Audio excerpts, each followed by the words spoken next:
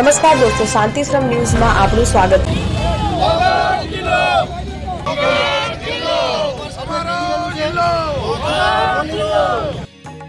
ગતરોજ ગુજરાત સરકાર દ્વારા બનાસકાંઠા જિલ્લાનું વિભાજન કરી નવીન વાવ થરાદ જિલ્લો જાહેર કરતા જિલ્લાના પશ્ચિમ વિભાગમાં ભારે વિરોધનો વંટોળ જામ્યો છે, જેને લઈને દિયોદરમાં વેપારીઓ રોડ પર ઉતર્યા, જેમાં બનાસકાંઠા જિલ્લાના વિભાજનને લઈને દિયોદરમાં સખત વિરોધ પ્રદર્શન કરવામાં આવ્યું। વેપારીઓ અને ગામ લોકો દ્વારા ધંધા રોજગાર બંધ કરવા અપીલ કરાઈ છે। કાંકરેજ બાદ દિયોદરમાં વેપારીઓનો વિરોધ સામે આવ્યો છે। દિયોદરને ઓગળ જિલ્લો જાહેર ન કરાતા દિયોદરમાં ભારે વિરોધ જોવા મળી રહ્યો છે। વેપારીઓએ રેલી યોજી વિરોધ નોંધાવ્યો છે। ગુજરાતનો વિસ્તારની દ્રષ્ટિએ કચ્છ પછી બીજા નંબર ધરાવતો ભારત દેશમાં પશ્ચિમ ભાગમાં આવેલ બનાસકાંઠા જિલ્લો પૂર્વ પશ્ચિમ આશરે 225 કિલોમીટરથી વધુ લાંબો છે। જિલ્લાનું ક્ષેત્રફળ 12,703 ચોરસ કિલોમીટર થાય છે, જ્યારે વસ્તીની દ્રષ્ટિએ 40 લાખ જેટલી અંદાજિત કુલ વસ્તી થવા પામી છે। બનાસકાંઠા જિલ્લામાં પૂર્વ અને પશ્ચિમ એમ બે વિભાગમાં વહેંચાયેલું છે, જેથી તેનું વિભાજન કરવું અનિવાર્ય હતું। દિયોદર જિલ્લો બને એના માટેની અમારી જૂની માગણીઓ હતી અને એના માટેના જે કોઈ કાગળો કે જે કોઈ સીએમ સુધી તો પહોંચાડ્યા હતા અને સીએમ સાહેબે કલેક્ટર સાહેબને પણ સૂચના આપી હતી। તેમ છતાં પણ આ એક મનસ્વી રીતે નિર્ણય લેવામાં આવેલો છે અને ખરેખર જો ભૌગોલિક દ્રષ્ટિએ જોવામાં આવે તો દિયોદર જિલ્લો બનવો જોઈએ, કારણ કે દિયોદર મીડિયમમાં આવેલો છે ને એની બાજુ જે લાખણી, બાબર, સુઈગામ, વાવ, થરાદ જે તાલુકા આવે છે 40 કિલોમીટરની અંદર આવેલા છે અને દિયોદરની અંદર જે જિલ્લા બનવા માટેની જે ભૌગોલિક સુવિધાઓ જોઈએ, દાખલા તરીકે જુઓ તો કોર્ટ, કચેરી, bus stand, referral hospital, GIDC જેવી આવા અનેક સ્થળો આવેલા છે। એટલે અને બનાસ ડેરી જે વિશ્વની એશિયાની મોટી ડેરી છે એ પણ દિયોદરમાં આવેલી છે। એટલે દિયોદર તાલુકાના અમારી એવી સરકારને માગણી છે કે જે આ થરાદને જિલ્લો જાહેર કર્યો છે એની પુનઃ વિચારણા કરી અને દિયોદરને જિલ્લો આપે એવી અમારી સૌની માગણી છે। આ વિભાજનને આવકારીએ છીએ, થરાદ જિલ્લો બનાવ્યો એને આવકારીએ છીએ, પરંતુ કાંકરેજ તાલુકાને ભૌગોલિક રીતે થરાદ સાથે કોઈ પણ રીતે સેટ થતું નથી। કાંકરેજ તાલુકો વર્ષોથી બનાસકાંઠા સાથે જોડાયેલો છે અને જો એને નજીક અને જો કાંકરેજ તાલુકાની ચિંતા કરવી હોય તો એને પાટણમાં મૂકવું જોઈએ, પાટણ નજીક પડે છે, બાકી બનાસકાંઠા અનુકૂળ છે। થરાદ તો ખેડૂતોને, પ્રજાને, તમામને થરાદ બહુ જ તકલીફવાળું રહેશે। એટલે થરાદનો કાંકરેજ તાલુકામાં સિહોરી અને પૂરો તાલુકો થરાદમાં જવા માટે વિરોધમાં છે અને અમે સિહોરી વેપારી મંડળ અને અમે સમગ્ર સિહોરીવાસીઓ પણ એનો વિરોધ કરીએ છીએ કે અમને ગામડાઓમાંથી આવતો તો ત્યાંના લોકો પણ નારાજ છે। વાતમાં કેવો તો કહેતા હતા કે થરાદમાં જવું કઈ નહીં, તમે અહીંથી કદાચ પાલનપુર આપણે કંઈ કામમાં જવું હોય તો આપણા દીકરો ખોટા હોય, હોસ્પિટલનું કામ હોય તો આપણે નિશા જઈ આવીએ, કોઈ ખરીદી કરવી હોય તો લઈ આવીએ। હવે તમે થરાદથી પાછા આવો ને પાછું પાલનપુર જવાનું અને પાલનપુરથી પાછું ગાંધીનગર જવાનું, આ બધી ખૂબ વહીવટી બાબતોમાં પણ મોડો પડવાની છે। સાથે સાથે વિધાનસભાનું ડિલિમિટેશન થવાનું, આ કદાચ આપ કોઈને ખબર ના હોય જે હાલની 182 વિધાનસભાઓ છે એનું 2023 ઈસવીસન ડિલિમિટેશન થશે અને ડિલિમિટેશન થશે ત્યારે કયો વિસ્તાર કયા વિસ્તારમાં જવાનો છે ત્યારે પણ ટેકનિકલ અને બહુ મોટા પ્રશ્નો ઉદ્ભવવાના। બનાસકાંઠા જિલ્લાના પશ્ચિમ વિસ્તારના 7 તાલુકાઓમાં જોઈએ તો પ્રજા માટે હિતકારી અને ઓછા સમય માટે જિલ્લાનું મુખ્ય મથક દિયોદર સમીપે હોય તે હિતાવહ છે। દિયોદર એ પાટણ જિલ્લાની બોર્ડર તેમજ કચ્છના રણથી તેમજ આંતરરાષ્ટ્રીય બોર્ડર નડાબેટ તેમજ રાજસ્થાનથી એકદમ નજીકનું અંતર ધરાવતું સેન્ટર છે। ઓગળ જિલ્લામાં સમાવિષ્ટ થઈ શકે તેવા તાલુકાઓમાં બનાસકાંઠા જિલ્લાના પશ્ચિમ વિસ્તારના દિયોદર, ભાભર, કાંકરેજ, સુઈગામ, વાવ, થરાદ, લાખણી, ભીલડી સહિતના 9 જેટલા તાલુકાઓ કેન્દ્ર સ્થાને છે, જેમનું દિયોદર સાથેનું અંતર 20 થી લઈ 50 કિલોમીટર અંદરનું અંતર આવે છે। ત્યારે બનાસકાંઠા જિલ્લામાં એશિયાની સૌથી મોટી અદ્યતન કહેવાતી બનાસ ડેરી દિયોદર સમીપે સણાદરમાં 150 વીઘાની વિશાળ જમીનમાં 700 કરોડના ખર્ચે નવીન ડેરી નિર્માણ પામેલ છે, જેમાં પંથકના અનેક તાલુકાઓના ગ્રામીણ વિસ્તારોનું દૂધ મંડળીઓ દ્વારા એકઠું કરાયેલ લાખો લીટર દૂધ આવે છે। સ્થાનિક લોકોએ જણાવ્યું કે બનાસકાંઠા જિલ્લાની જ્યારે વિભાજનની કેબિનેટે જાહેરાત કરી ત્યારે 2018ની અંદર પણ સ્થાનિકોએ દિયોદર મધ્યમાં આવે છે તેવી રજૂઆત કરેલ અને નવીન જિલ્લા માટે દિયોદર ઓગળ જિલ્લો બને તેવી માંગ કરી છે।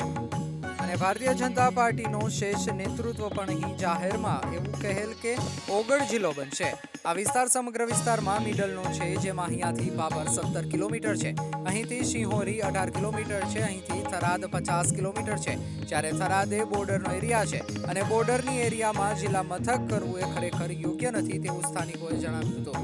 સ્થાનિક ધારાસભ્ય કેસાજી ચૌહાણે પણ 1 ઓક્ટોબરના રોજ મુખ્યમંત્રીને પત્ર પાઠવીને પણ જિલ્લાનું વિભાજન કરી પશ્ચિમ ભાગમાં ઓગળ નામના નવીન જિલ્લાની રચના કરવામાં આવે અને આ પંથકના લોકોની ઓગળ પ્રત્યેની આસ્થાને લીધે પણ આ વિસ્તારના લોકોમાં સરકાર પ્રત્યે હકારાત્મક તેવું જણાવી કહેલ કે ઓગળ જિલ્લાનું વડું મથક દિયોદર રાખવામાં આવે. બનાસકાંઠા જિલ્લાના વિભાજનમાં મહત્વનો ભાગ ભજવનાર ભાજપ સંગઠન પણ જાણે કે કોઈની શરમમાં હોય તેવો અહેસાસ થઈ રહ્યો છે. વર્તમાન નેતૃત્વની મુદત પૂર્ણ થઈ રહી હોય તેનો લાભ ઉઠાવી લેવાયો હોવાનું મનાય છે.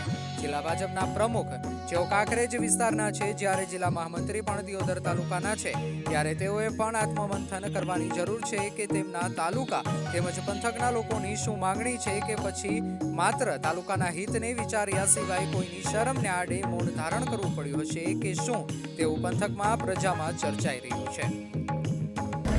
નવા જિલ્લા માટે એક વચ્ચોવચ મીડિયમ હતો, બધી રીતે દિયોદર તાલુકો જ અનુકૂળ આવે. આજની સરકારે કોઈ વિચાર કર્યા વગર પાર્ટીના અમારા દિયોદર તાલુકાના ખેડૂતો, વેપારીઓ અને આજુબાજુના તમામ ગામોના હિતમાં ખોટો નિર્ણય લીધો છે. એ નિર્ણયને અમે વિરોધ કરીએ છીએ.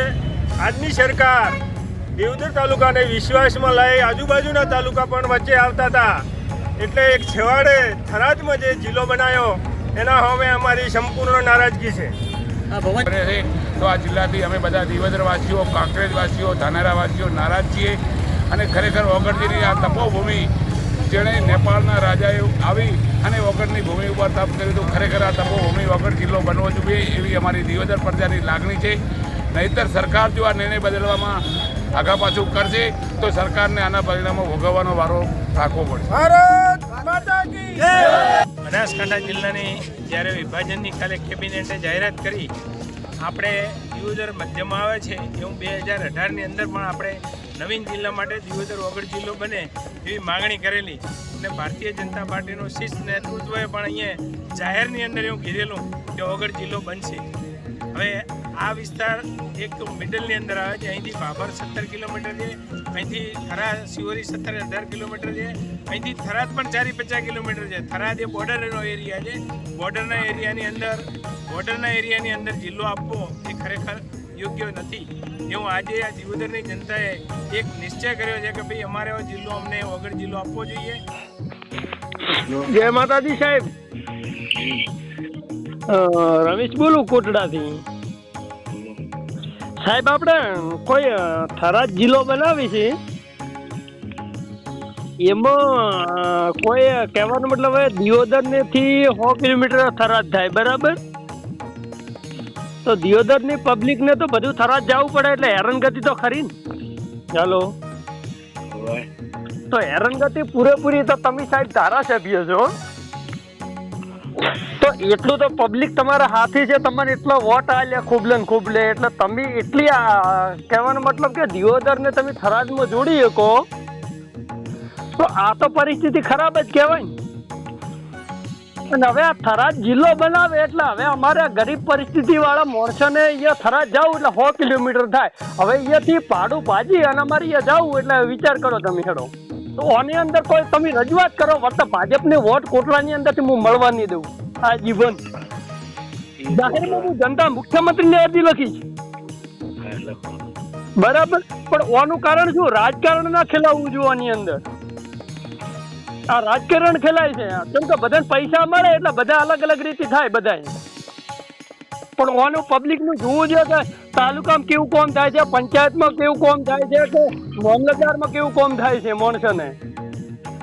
આ સાહેબ તમારે વિચારધારા રાખવી જોઈએ અને આ કરવું જોઈએ આપણે કે હવે દિયોદરથી હવે 90 કિલોમીટર સીધા 100 કિલોમીટર અહીંયા થરાદ જવું પડે માણસને.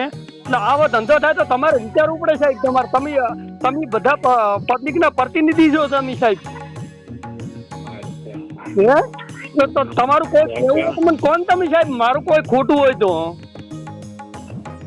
અમે તમને ચૂંટીને લાયા છે, તમે કોઈ હારવા માટે લાયા છે, કોઈ અમે ખરાબ કરવા માટે નથી લાયા સાહેબ. અમે આ ગરીબ પબ્લિક અમે આમ હે કોણ બોલો તમે? કોણ બોલો છો? રમેશ બોલું, દિયોદર કોટડાથી સરપંચ નો મોટો ભાઈ પ્રકાશ સરપંચ છે ને હાલ કોટડામાં.